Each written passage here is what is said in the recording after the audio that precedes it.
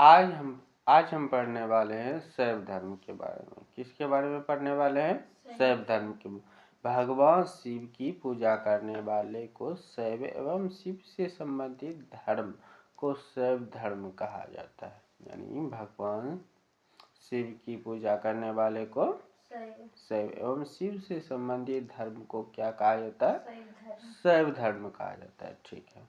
शिवलिंग उपासना का प्रारंभिक पुरातात्विक साक्ष्य कहाँ से मिला था?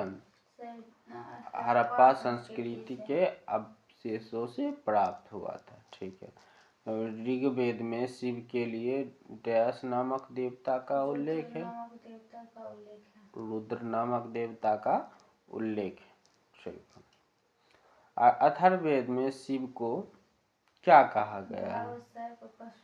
भव, सर्प, पशुपति एवं भूपति कहा गया है। ठीक है। और लिंग पूजा का पहला स्पष्ट वर्णन डैश में मिलता है? मत्स्य पुराण में मिलता है। किस में मिलता है? मत्स्य पुराण में। ठीक है। महाभारत के अनुशासन पर्व से भी लिंग पूजा का वर्णन मिलता है।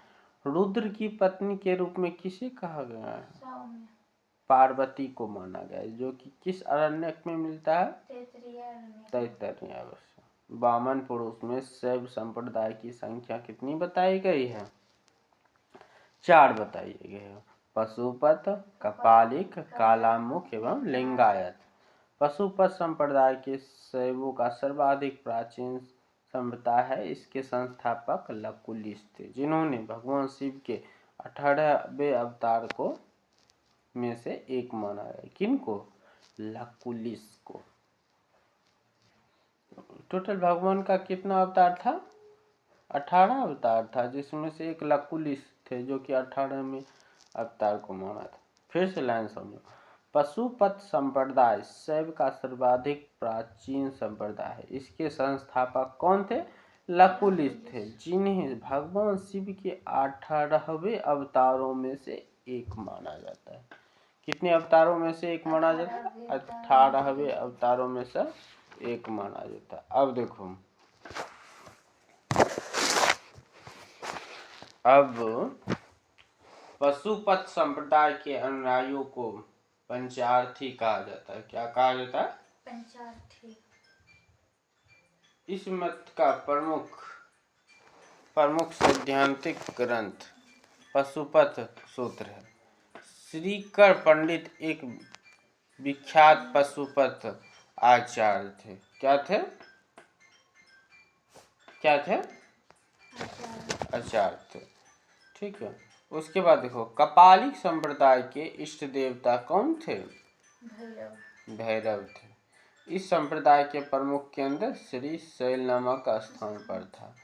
कालामुख संप्रदाय के अनुयायियों को क्या कहा जाता है? शिव पुराण में महाव्रतधर कहा जाता है। महाव्रतधर कहा जाता है। इस संप्रदाय के लोग नर कपाल में भोजन, जल, सुरापान आदि के साथ अपने शरीर पर भस्म मारते।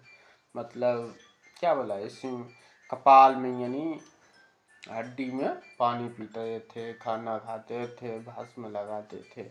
ठीक है, ऐसा वर्णन है। लिंगायत संप्रदाय दक्षिण में क्या था? प्रचलित था। जिन्हें क्या कहा जाता है? इन्हें जंगम भी कहा जाता था। इस संप्रदाय के लोग शिव की उपासना करते थे। क्या चीज की उपासना करते थे? शिव की उपासना करते। ठीक है। उसके बाद देखो, वासव पुराण में लिंगायत संप्रदाय के प्रवर्तक अल्लाह प्रभु तथा इनके शिष्य वासव को बताया गया है। इस संप्रदाय को वीर शिव संप्रदाय भी कहा जाता है। 10वीं शताब्दी के मत्येंद्रनाथ को नाथ संप्रदाय के संस्थापक थे, स्थापना की। ठीक है। इस संप्रदाय के व्यापक प्रचार प्रसार बाबा गोरखनाथ के समय में। किसके समय में था? ठीक है। दक्षिण भारत में शैव चालुक्य, राष्ट्रकूट पल्लव एवं चोलों के समय लोकप्रिय रहा। यानी दक्षिण भारत में कौन कौन लोकप्रिय रहा? शैव धर्म, चालुक्य, राष्ट्रकूट, पल्लव एवं चोलों के समय लोकप्रिय रहा। किसके किसके समय में? बोलो। राष्ट्रकूट, पल्लव, चोलों के समय। ठीक है।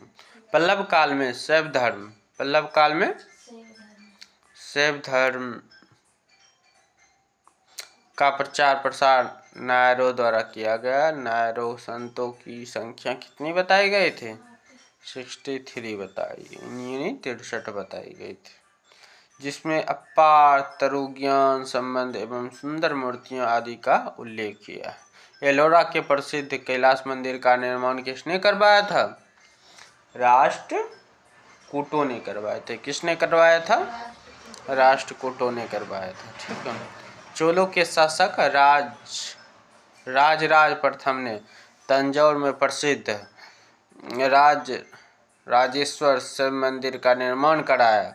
ठीक है, जिसे बृहदीश्वर मंदिर के नाम से जाना जाता है। ठीक है। कुषाण शासकों की मुद्राओं पर शिव एवं नंदी की एक अंकन प्राप्त होता है। किनका प्राप्त है? कुषाण शासकों की मुद्राओं पर क्या प्राप्त होता है?